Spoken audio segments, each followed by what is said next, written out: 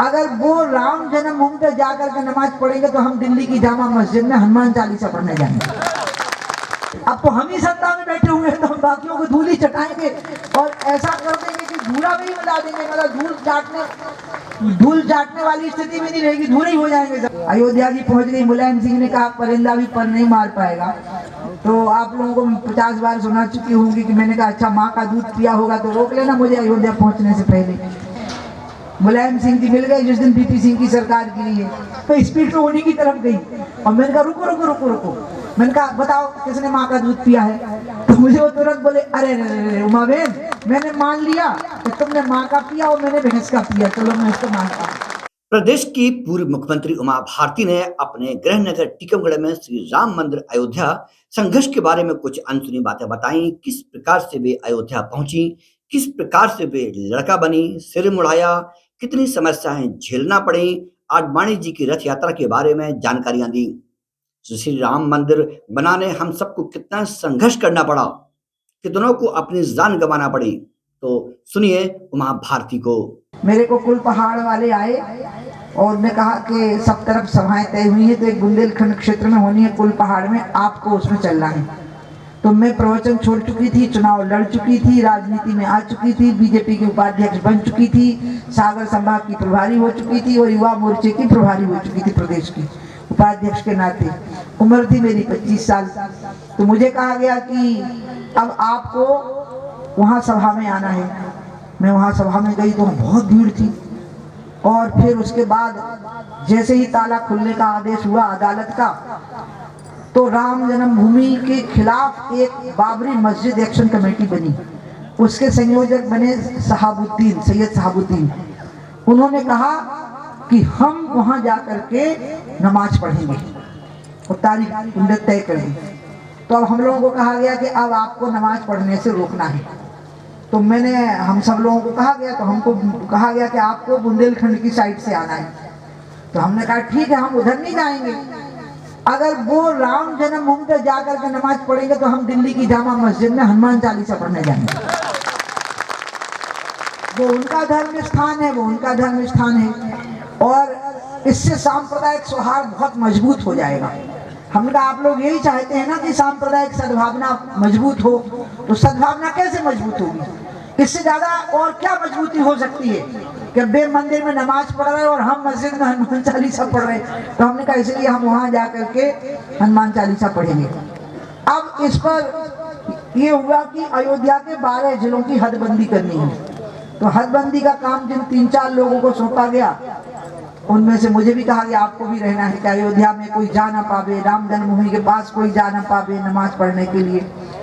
तो वो जितना मेरा कर्तव्य था वहाँ घूमना और ये कहना कि फिर हम हनुमान चालीसा पढ़ेंगे, इस तरह से शुरू हुआ।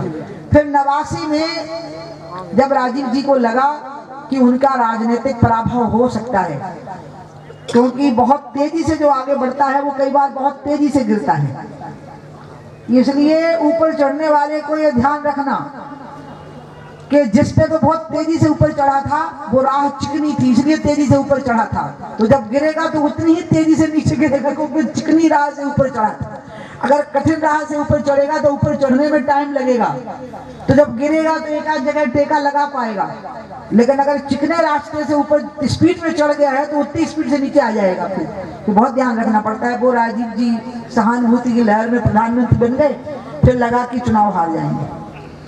तो उनको कहा गया कि ये जो राम जन्मभूमि आंदोलन है इसमें अगर आप शिलान्यास करने के लिए कह दें कि हाँ ठीक है थोड़ी दूर पर आप शिलान्यास कर लीजिए, तो जहाँ राम लला विराजमान है उससे थोड़ी दूरी पर एक जगह पर अक्टूबर में शिलान्यास की तारीख तय हुई और हम लोग, मुझे भी निमंत्रण आ गया। योगी जी के गुरु अवैधनाथ जी भी वहाँ थे और नृत्यगोपाल दास जी महाराज थे, रामचंद्र दास परमहंस, मतलब सब संत जो थे वो सब वहाँ थे। और मैं तो टीकमगढ़ से रात में निकली क्योंकि हमें रात में खबर लगी कि शिलान्यास होने वाला है। तो हम रात में कार से निकले और सवेरे पहुँचे और दूसरे दिन वहाँ ईद की नमाज थी जिस दिन शिलान्यास हम कर रहे थे। तो मेरे जो ड्राइवर गया वो मुस्लिम था तो मैंने उसको नमाज, तो मैंने देखिए ये हिंदू का मन देखिए, मैंने उसको 10 रुपया दिए, मैंने कहा ये ईद ही है और तू जाके नमाज पढ़िया फैजाबाद की मस्जिद में जाकर, क्योंकि आज ईद का दिन है। और देखिए मैं राम जन्मभूमि के शिलान्यास के लिए गई हुई हूँ वहाँ पे। अब मैंने कहा जा करके नमाज पढ़िया, बोला अच्छा ठीक है। अब हम वहाँ पर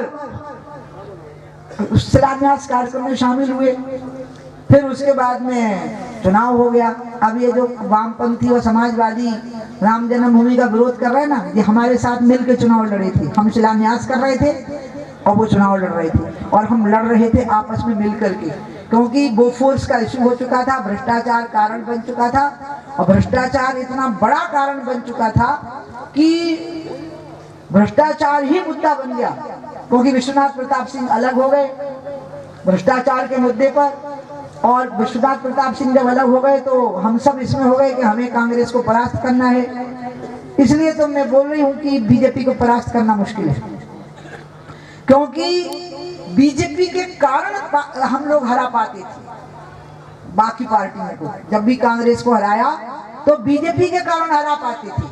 बीजेपी जब साथ होती थी तो हरा पाते थे, चाहे वो इमरजेंसी के टाइम पे हुआ हो और चाहे वो विश्वनाथ प्रताप सिंह के समय पे हुआ हो। तो हम सत्तारूढ़ पार्टी को हरा लेते थे और उसको धूल चटा देते थे। अब तो हम ही सत्ता में बैठे हुए हैं तो हम बाकियों को धूल ही चटाएंगे और ऐसा कर देंगे कि धूला में ही मिला देंगे, मतलब धूल चाटने वाली स्थिति में नहीं रहेगी, धूल ही हो जाएंगे। राष्ट्रवादी ताकत तो हम थे, रीढ़ की हड्डी तो हम होते थे, जो विरोध में जो गठबंधन तैयार होता था उसका। तो गठबंधन जो तैयार हुआ उसमें हम भी थे और अंत में सरकार बन गई हमारी। तो हमारे लोगों ने तो साथ नहीं छोड़ा। पालमपुर के अधिवेशन में आडवाणी जी ने प्रस्ताव पास कर दिया था कि राम जन्मभूमि पर मंदिर का निर्माण होना चाहिए, बीजेपी इसका समर्थन करती है। और इसलिए जब ये योजना बनी कि आडवाणी जी की रथ यात्रा निकलेगी, सोमनाथ से निकली, उस समय पर सोमनाथ जब आडवाणी जी की गिरफ्तारी हुई बिहार में, तो हमने फैसला ले लिया कि जो सरकार हमारे नेता को गिरफ्तार कर रही है उस सरकार को हम गिरा देंगे। तो हमने विश्वनाथ प्रताप सिंह की सरकार गिरा दी। फिर बीच में थोड़े दिनों के लिए चंद्रशेखर जी की सरकार बनी, फिर वो भी कांग्रेस ने गिरा दी। वो तो गिराने के लिए ही बनाते थे, कांग्रेस का काम ये होता था कि वो एक को पकड़ लेते थे। जनता पार्टी के टाइम पर उन्होंने चौधरी चरण सिंह को पकड़ लिया था और उनने गिरा दी थी वो सरकार जनता पार्टी की, जिससे हम अलग हो गए थे, हम उससे अलग हो गए थे, तब गिरे थे वो। अभी भी ये हुआ, हम अलग हो गए तो उन्होंने चंद्रशेखर जी को पकड़ लिया, फिर उनकी भी सरकार गिरा दी, तो चुनाव करा दिए। इसी बीच में दुखद रूप से राजीव जी की हत्या हो गई, एक दुखद घटना हो गई, शहीद हो गए राजीव जी। तो उसके कारण जो उसके बाद की सीटें थी उसमें कांग्रेस की सीटें बढ़ गई, तो नंबर 1 की पार्टी हो गई, तो उनकी सरकार बन गई। और उनकी सरकार बन गई, अब बात चली मंदिर के निर्माण की। अब जब मंदिर के निर्माण की बात चली तो मैं आज ये बात इसलिए कह रही हूँ क्योंकि मेरे को पानी पीना है। 500 साल में इतने लोगों के बलिदानों से जो निकला एक व्यक्ति, इसमें बहुत लोग लगे हुए थे, लाखों लोग। रामशिलाओं का जब पूजन हुआ था, मैं उसका जिक्र इसलिए नहीं कर रही हूँ, उसकी जरूरत नहीं है क्योंकि आप सब बहुत सुने हो टीवी पर, इसलिए नहीं कर रही। एक व्यक्ति था अशोक सिंघल जी, वो बहुत अडिग निष्ठा वाले व्यक्ति थे और वो विष्णु परिषद के महामंत्री थे और अध्यक्ष थे महाराज मेवाड़ के राणा और उस भगवत सिंह जी, और उसके बाद अध्यक्ष बने थे विष्णु हरि डालमिया जी। लेकिन महामंत्री के नाते ताकत रखते थे अशोक सिंघल जी। अशोक सिंघल जी संघ के प्रचारक थे। उनके पिताजी राजस्थान के पहले चीफ सेक्रेटरी थे, उनके भाई उत्तर प्रदेश के डीजीपी थे और वो बहुत बड़े व्यापारी घराने के थे और खुद इलेक्ट्रिकल इंजीनियर थे, लेकिन वो संघ के प्रचारक बन गए थे। और इतने बड़े घर का व्यक्ति साइकिल पर घूम घूम करके मूली और गाजर खा खा करके संघ का प्रचार कार्य करता था। इतने बड़े घर का व्यक्ति, वो जब बीजेपी इसमें राम मंदिर आंदोलन के साथ में जुड़े, उनकी दृढ़ निष्ठा मैंने जो देखी है उसको मैं कभी भूल नहीं सकती। मैं उनको कभी कहूँ अकेले में कि भाई साहब कैसे होगा, आप मुझे बताओ, तो वो मुझे कहते थे कि उमा, मुझे देवराहा बाबा कह गए थे कि बच्चा घबराना नहीं, इस इमारत की एक एक ईंट उखाड़ करके लोग ले जाएंगे, बचेगी नहीं इमारत, ऐसी स्थिति बनेगी। तो मैं सोचती थी कैसे वो एक एक ईंट उठेगी, क्या होगा, कुछ समझ में नहीं आता था। नरसिंहा राव जी से बातचीत चल रही थी। नरसिंहा राव जी की आदत ये थी कि वो बहुत कम बोलते थे और उनसे पूछा जाता था कि आप कम क्यों बोलते हैं, तो बोल रहे थे बहुत देर तक ना बोलो और कम बोलो तो आधी बात तो उसी में खत्म हो जाती है, आधी जो रह जाती है फिर वो मैं ठीक कर देता हूँ। तो इसलिए बोलते बहुत कम थे, वो सुनते रहते थे। तो उनसे कई बातें चली, लेकिन अशोक सिंघल जी तो बिल्कुल तय ही किए रहे कि मंदिर बनना चाहिए, मंदिर बन के रहेगा। तो उन्होंने कार सेवा की तिथि की घोषणा की और पहली घोषणा में तो जो हुआ कि सब बांदा में इकट्ठे हो गए थे, जो मैं आपको पहले बता चुकी हूँ। जब विश्वनाथ प्रताप सिंह की सरकार हमने गिरा दी थी, मैं बांदा की जेल से भाग गई थी, बांदा की जेल से मुंडन करवा के भाग गई थी, लड़का बन गई थी, पहचान में नहीं आई थी। मुझे अपने बारे में बोलना बिल्कुल अच्छा नहीं लगता है, वीरोचित बोलना कि हम बड़े साहसी हैं। बुंदेलखंडी तो होते ही साहसी हैं, 100 दंडी एक बुंदेलखंडी बराबर होता है, तो इसलिए उसमें कहने की क्या बात है। क्योंकि मुलायम सिंह ने कह दिया कि परिंदा भी पर नहीं मार पाएगा, तो हमने भी प्रेस कॉन्फ्रेंस करके घोषणा कर दी, हम सांसद हो चुके थे। मेरी राजनीति का अयोध्या से कोई संबंध नहीं था। जो लोग ये समझते हैं कि मेरे ने अयोध्या से राजनीति की मैं अपना अपमान मानती हूँ, कई बार टीवी पे भी बोल देते हैं, नहीं, मेरी राजनीति बुंदेलखंड में शुरू हुई, खजुराहो पे शुरू हुई। गांव में अन्याय देखा और वैसा अन्याय हर गांव में देखा, सामंती शोषण देखा, बहुत ज्यादा लोगों का अपमान होते देखा। तो मुझे ये लगा कि इसी में जीवन की सार्थकता है और इसी में मेरे मन वचन और कर्म की लय एक हो गई। मेरे मन में था अन्याय नहीं होना, मेरे वचन में था अन्याय नहीं होना और मेरे जीवन में था कि अन्याय नहीं होना।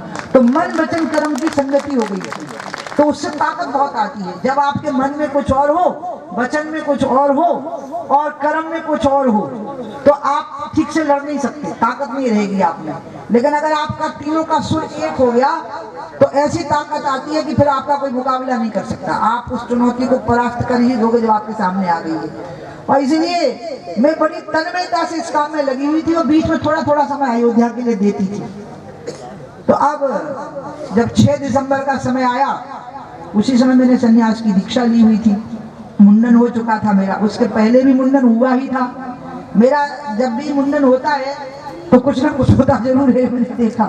जब बांदा से मुंडन करा के भाग गई, अयोध्या जी पहुंच गई, मुलायम सिंह ने कहा परिंदा भी पर नहीं मार पाएगा।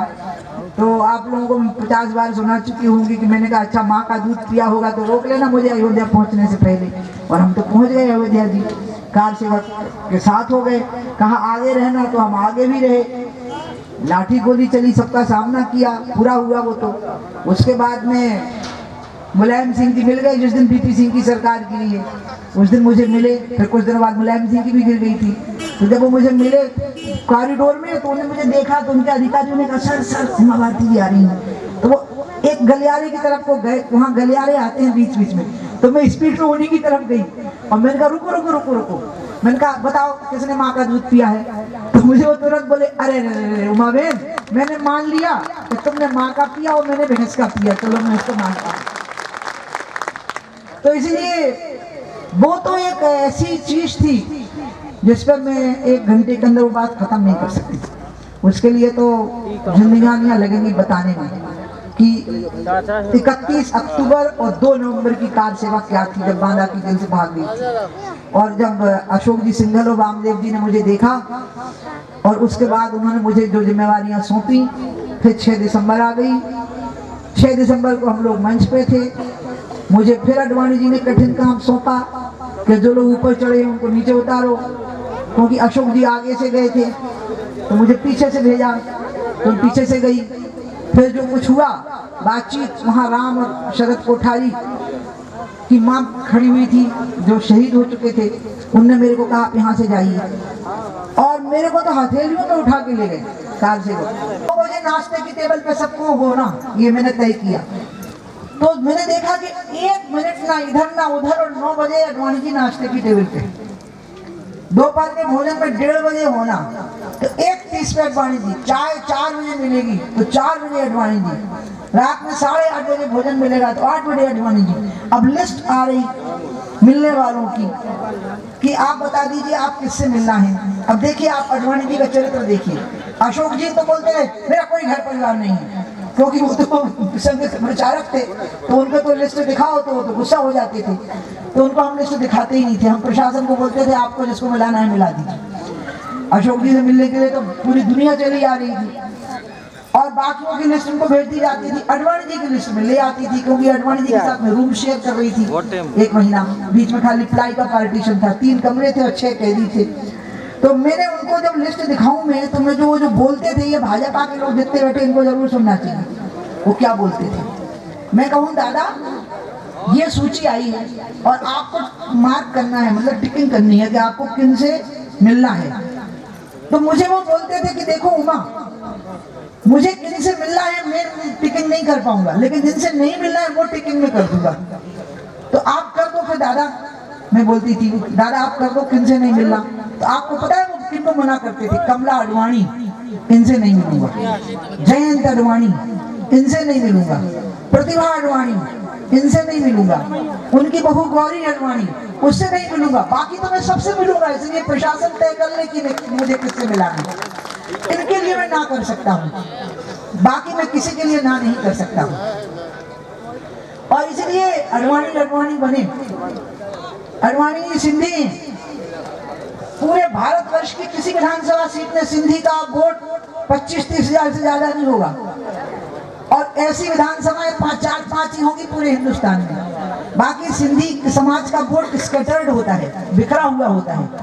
लेकिन जिस कम्युनिटी से वो व्यक्ति आया, उसने राष्ट्रवाद की चेतना का ऐसा आह्वान किया कि वो इस देश का डिप्टी प्राइम मिनिस्टर हो गया, व्यक्ति उप प्रधानमंत्री हो गया, गृह मंत्री हो गया।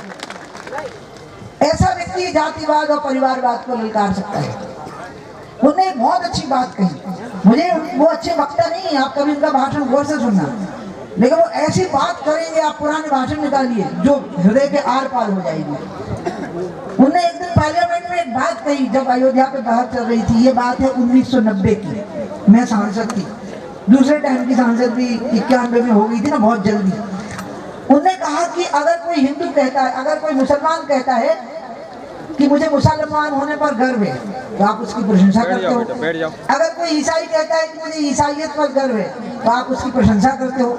और अगर मैं कहूँ कि मुझे हिंदू होने पर गर्व है, तो आप मेरी निंदा क्यों करते हो? मेरे हिंदुत्व पर गर्व करने की आप प्रशंसा करो, सराहना करो। अब बात कैसी साधारण सी थी, लेकिन ऐसी दिल में जाकर के लग जाती थी कि सामने वाले की बोलती बंद हो जाती थी। आपको पता है भारत की राजनीति में उन्होंने एक नया शब्द दिया, उसका नाम है सूडो सेकुलरिज्म। वो अयोध्या आंदोलन के दरमियान दिया है। अयोध्या आंदोलन में एक शब्द चला, उनने चलाया वो शब्द, विकृत धर्मनिरपेक्षता। उन्होंने कहा आप जिसको धर्मनिरपेक्षता कह रहे हैं, ये विकृत धर्मनिरपेक्षता है, जिसमें आप हिंदुओं को खुश नहीं होने देना है, उनको आप अपमान करना है, और एक वर्ग मुस्लिम समुदाय को खुश रखना, इसको आप धर्मनिरपेक्षता कह रहे हो। धर्मनिरपेक्षता का अर्थ है सर्वधर्म समभाव, यानी सबको एक समान देखो, ये धर्मनिरपेक्षता है। इसलिए आपकी धर्मनिरपेक्षता सूडो सेकुलरिज्म है। अंग्रेजी में उन्होंने उसको विकृत धर्मनिरपेक्षता, जिसको हिंदी बोलते हैं, उसका नाम दिया। 6 दिसंबर की घटना के बाद मैंने ऐसी बहुत बातें देखी। मुझे वहाँ के एसपी ने कहा कि मारने के लिए बाहर के लोग आए हैं, तो दूर से गोली चला सकते हैं टेलीस्कोप राइफल से। तो आडवाणी जी को कहिए कि दिन के उजाले में बाहर न टहला करें, वो टहलते थे 20 मिनट। तो मैंने उनको कहा दादा आप अंधेरे में टहलना 7 बजे के बाद या सवेरे 5:30 बजे जब आप उठते हो, उजाले में नहीं टहलना। आप टेलीस्कोप राइफल की रेंज में हो सकते हो, दूर से, पेड़ से, कहीं से। अब बताओ वहाँ कौन है, मैं हूँ और वो है। अब टीवी पे तो नेता बड़ी बड़ी बातें करते हैं, आग का पसीना गिरेगा तो मैं खून बहा दूंगा, मैं जान दे दूंगा, मैं मर जाऊंगा, कैसी कैसी बातें करते हैं। अनशन पे बैठ जाते हैं और पर्दे के पीछे अच्छी 20-20 पूड़ियाँ दाग के आते हैं। मैं बता रही हूँ आपको, और वो अनशन पर भी बैठते हैं, आपके लिए जान देने की बातें करते हैं, और चांद तारे तोड़ लाऊंगा, बड़ी बड़ी बातें करते हैं। अब बताओ आडवाणी जी मुझे अकेले में मिल रहे हैं, बिल्कुल अकेले में, और उनकी बिटिया हूँ, और उनको क्या कह रही हूँ, मैं कह रही हूँ दादा बाहर नहीं टहलना, आपको एसपी मना कर रहा है, आप टेलीस्कोप राइफल से शूट किए जा सकते हो। तो आडवाणी जी मुझे कहते हैं उमा, जिस मंदिर आंदोलन के लिए तुम लोग इतना बड़ा अभियान चलाए हुए हो, अगर मैं यहाँ मर गया 6 दिसंबर की घटना के तुरंत बाद, तो मंदिर बनने में देरी नहीं लगेगी, तुरंत मंदिर बन जाएगा। इसलिए तो मुझे मरने दो, अगर मैं यहाँ मरता हूँ तो मुझे यहाँ मरने दो, और मुझे मरने से बचने के कोई उपाय मत बताओ, कोई रास्ता मत बताओ। बताइए मैं कैसे भूलूंगी उनको, कभी नहीं भूल सकती। इसलिए मैं बहुत बड़े महापुरुषों की संगत में रही हूँ। इसी तरह से अशोकी सिंघल, मुरली मनोहर जोशी, लाल कृष्ण अडवाणी जी, जब इनके साथ में 1 महीने रही तो कैसी बातें ये लोग करते थे, क्या बातें ये लोग करते थे। और अयोध्या के बारे में, उनके राजनीतिक दिनों के आरंभिक दिनों के बारे में, भारत के अर्थशास्त्र के बारे में, वो सब मैंने इनको बहुत नज़दीक से देखा और सुना। फिर हम पे केस चले, सीबीआई को दे दी, पहले अलग अलग चल रहे थे, फिर इकट्ठे हो गए। और वो जो इंस्पेक्टर था जिसने एफआईआर कराई थी, वो इतनी मूर्खतापूर्ण एफआईआर थी कि मुझे तो खुद लगा कि लाल कृष्ण अडवाणी जैसे महापुरुष, शेषाद्री जी जैसे महापुरुष और मुरली मनोहर जैसे महापुरुष, जिसमें एक नाम मेरा भी था, मैं अपने को महापुरुष नहीं कहती, तो ऐसा लोग के खिलाफ ऐसी एफआईआर, मतलब इतनी रद्दी भूसा जैसी एफआईआर थी वो। और फिर वो सब एफआईआर इकट्ठी हुई अलग अलग, किसी ने ढांचा गिराने की कराई, किसी ने कॉन्स्पिरेसी की कराई, तो सीबीआई को दे दी गई। सीबीआई को जब दे दी गई थी 98 में, उसके बाद से लेकर के कितनी बार ऐसा आया जब हम लोग तैयार थे कि हम इस्तीफा दे देंगे, अडवाणी जी भी दे देंगे, हम भी दे देंगे। एक बार तो मुख्यमंत्री का चुनाव होने ही वाला था 2003 का, और सीबीआई ने ये मान लिया कि जो एफआईआर, जो हमारे यहाँ पे केस आए हैं वो ट्रायल के लायक हैं, अब चार्जशीट तैयार होगी। तो मैं बैतूल में सभा से उतर ही रही थी, अक्टूबर का महीना था और चुनाव की घोषणा हो चुकी थी विधानसभा की, और मुख्यमंत्री होने ही वाली थी। तो पूरे भोपाल के पत्रकार पहले से जमा हो गए और मैं कहीं हेलीकॉप्टर से आई थी, तो उन्होंने मेरे को पूछा कि अब क्या होगा, आप नेता घोषित हो चुकी हैं। और सीबीआई ने कहा है कि जो प्राइम फेसी उनको जो मिला है उससे लग रहा है कि इसकी एलिजिबिलिटी है कि वो चार्जशीट तैयार करेंगे। अब तो आप क्या करोगी? मैंने कहा मेरे को क्या करना, मुख्यमंत्री की कुर्सी हो, प्रधानमंत्री की कुर्सी हो, इंद्रासन हो, मैं तो सब छोड़ दूंगी, अभी छोड़ दूंगी। मुझे जिस दिन लगेगा कि छोड़ देना है मैं छोड़ दूंगी। राम के काम से बड़ा कोई काम हो ही नहीं सकता है, इसलिए मैं छोड़ दूंगा, मुझे क्या दिक्कत है। फिर उसके बाद जब चार्जशीट हुई तो मैं केंद्रीय मंत्री थी, कैबिनेट मिनिस्टर थी। जब चार्जशीट तैयार हो रही है, जब ये बात आई, अडवाणी जी भी थे, तब भी छोड़ देने की बात आई, हमने कहा हम छोड़ देंगे। इसके बाद फिर 2017 में जब चार्जशीटेड हो गए कि हम अपराधी हैं, तब भी आपको पता होगा मैंने कहा कि हमको साजिश में अपराधी माना गया है ना, कि हम साजिश में अपराधी हैं। तो अच्छा है कि खुल तो जाए कि साजिश किसने की थी, हम भी ढूंढ रहे हैं कि किसने साजिश की थी, हमें भी इसकी खोज करनी है। क्योंकि मैंने, आपको याद होगा मेरा वो सेंटेंस बहुत फेमस हुआ था कि साजिश की जरूरत कहाँ थी, क्योंकि जब सब कुछ खुल्ला खुल्ला कर रहे थे हम, तो साजिश की जरूरत कहाँ थी। साजिश तो तब होती है ना जब खुल्ला खुल्ला नहीं हो रहा हो, और अगर कोई बात है तो जरा पता लग जाए। तो मैंने तो कहा अमित शाह जी को कि मैं तो इस्तीफा देना चाहती हूँ, क्योंकि मैं तो अपराधी हूँ और अब अपराधी को केंद्र में नहीं होना चाहिए। तो अमित शाह जी ने मुझे कहा कि नहीं दीदी, आप सब मिलकर जो फैसला करें वो आपको मानना है, और सबका फैसला यही है कि ऐसा नहीं करना। मैंने कहा ठीक है। इसके बाद में जब कोर्ट में हमारे ट्रायल हुए और जिस दिन सजा सुनाने का समय आया, तो मैंने चंपत राय जी को फोन किया।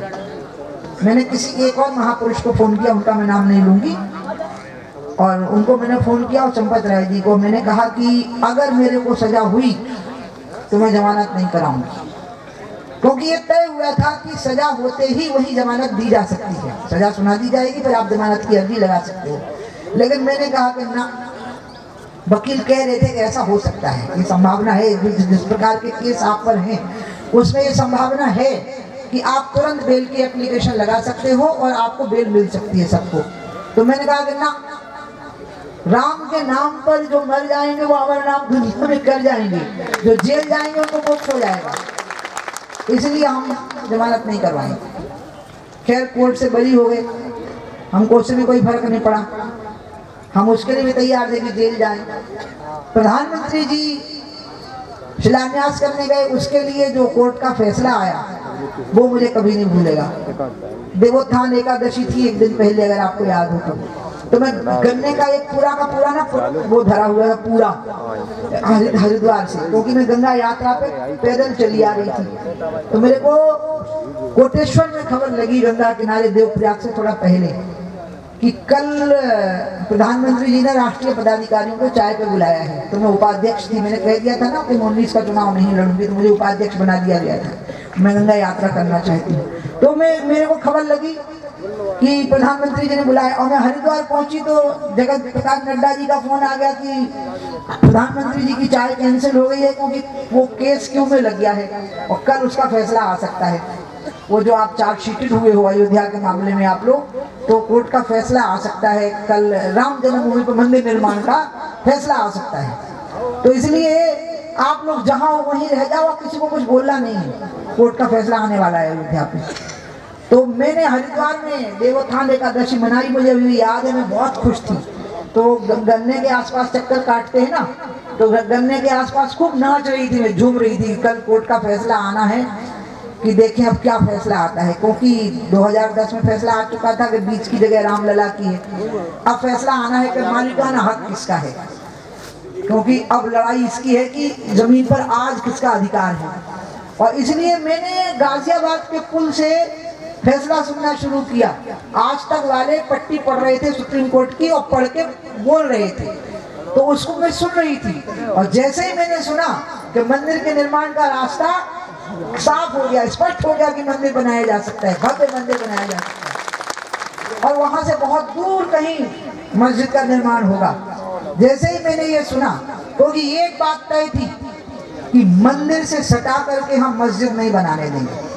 मंदिर से सटा करके मस्जिद तभी बन पाएगी जब मक्का मदीना में एक राम मंदिर बन पाएगा, तभी मंदिर से सटा करके मस्जिद बन पाएगी। और इसलिए फैसला मैं बहुत गौर से सुन रही थी। आप समझ गए होंगे मैं क्यों, क्योंकि मैं इसके लिए तैयार थी।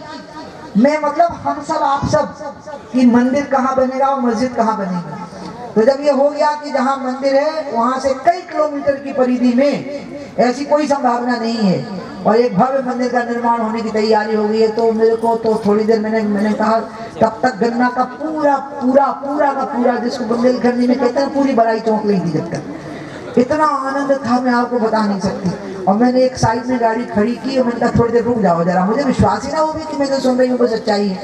और मैंने कहा सीधे मुझे अशोक जी सिंघल की तस्वीर के पास ले चलो। तो हम सीधे हमारी गाड़ी गई विश्व हिंदू परिषद कार्यालय, क्योंकि अशोक जी रहे नहीं अब, तो उनके फोटो के सामने मैं खड़ी हो गई और मैंने कहा कि आपने जो जीवन दान किया था और उसके पहले जो 1,40,000 लोगों का बलिदान हुआ था वो पूरा होगा। फिर मैं अडवाणी जी के घर गई और मैं बहुत देर तक दादा के दोनों हाथ पकड़े रही और उनके हाथ पकड़ के उनको कहती रही कि दादा आपने जो यात्रा प्रारंभ की थी सोमनाथ से वो सार्थक हो गई। आपकी यात्रा, आपने जो जागरण किया था वो सार्थक हो गया। और मैं तो एकदम प्रसन्नता के मारे बिल्कुल, मैं आपको बता नहीं सकती मेरी कैसी स्थिति थी कि अब मंदिर का निर्माण होगा। इसलिए जब शिलान्यास हुआ तो कोरोना काल था, लेकिन मुझे ऐसी बातें करनी नहीं चाहिए, शोभा नहीं देती। लोग कहेंगे कि मैं अंधविश्वास फैलाती हूँ। लोगों को मना था कि अयोध्या में उतने ही लोगों को आना है जितनों को निमंत्रण है उस समय कोरोना की वजह से, लेकिन लाखों लोग अयोध्या में कंधे से कंधा मिला रहे थे। लेकिन 24 घंटे में एक भी कोरोना का केस नहीं आया था अयोध्या में, एक भी ऐसी स्थिति अयोध्या की। एक दीवानगी थी, एक जुनून था जब हमारे प्रधानमंत्री ने शिलान्यास किया। और साष्टांग दंडवत जब हनुमानगढ़ी में किया हनुमान जी को, तो मुझे वो दिन याद आ गया। 6 दिसंबर को जब ढांचा गिर रहा था तो हनुमानगढ़ी के मंदिर के टॉप के ऊपर एक बंदर पूरे टाइम बैठा रहा था। सबने देखा था, अकेले हमने थोड़ी देखा था। सारे कार सेवक और लाखों की भीड़ जो वहां जमा थी 6 दिसंबर को, उनने देखा था। इसलिए हनुमानगढ़ी के हनुमान जी को राम द्वारे तुम रखवारे और होत ना आ गया बिन पैसारे। राम के दरवाजे के तुम रखवाले हो, तुम्हारी आज्ञा के बिना कुछ हो नहीं सकता। और वो हमने उस दिन 6 दिसंबर को देखा था। और इसलिए सबने मन ही मन रामलला जी को प्रणाम किया और हमारे प्रधानमंत्री ने तो साष्टांग किया। फिर शिलान्यास हुआ। अब शिलान्यास के बाद में बात आ गई भव्य मंदिर के निर्माण की तिथि की। सो मंदिर का निर्माण कैसा होगा, रामलला कैसे होंगे, देखने में कैसे होंगे, मूर्ति कैसी होगी, मंदिर कैसा बना होगा। बाप रे, मैं कई बार सोचती हूँ कि भारत में जितने असहिष्णुता का सामना मोदी को करना पड़ा, इतना शायद ही किसी प्रधानमंत्री को करना पड़ा। उनको इतना असहिष्णुता, इतनी इंटॉलरेंस का सामना करना पड़ा है, इतना ज्यादा। लेकिन जब हम लोग प्राण प्रतिष्ठा में बैठे, मुझे सिर्फ डिस्क है और मेरी पसली में भी तकलीफ है। मैं 1-1.5 घंटे से ज्यादा बैठ नहीं सकती। उस दिन मैं 6 घंटे एक ही जगह पे बैठी रही जब प्राण प्रतिष्ठा हो रही थी। और जब कहा गया कि सबसे पहले संत जाएंगे तो मैं अंदर गई, तो उसमें एकदम धक्कम धुक्की इतनी हुई क्योंकि वहां पुलिस बिल्कुल दूर हो गई कि संत जाएंगे पहले। मैंने कहा भी अपन संत नहीं, अपन तो बुंदेलखंडी हैं, दादा मतलब किस्म के व्यक्ति हैं, इसलिए अपन संत नहीं। तो कहीं नहीं संत में ही शामिल है। मेरे साथ जो अगल बगल में बैठे थे वो हमारे अन्य संगठन के बहुत वरिष्ठ पदाधिकारी थे। बोले नहीं जाओ, तो फिर हमको जाना पड़ा। तो वहाँ कुछ ऐसा विचित्र घटना हो गई तो मैंने सबको सुनाती हूँ, बहुत हंसती हूँ उसको सुना के। वहाँ क्या हुआ कि बाहर से चौड़ा था और अंदर आते आते सकरा हो गया, तो एकदम सब ऐसे हो गए और किसी को खबर नहीं थी, सब उधर ही देख रहे थे जिधर रामलला थे। तो पीछे से इतना जोर का रेला आया कि मेरे साथ के कुछ साधु तो ऐसे बाएं जाके फेंके और मैं सीधी रामलला के सामने गिरी सीधे आंखों के बिल्कुल आमने सामने। और मैंने कहा क्या कहूँ छवि आपकी, भले बने हो नाथ। मैंने कहा क्या बताऊं मैं, कितने सुंदर लग रहे हो आप।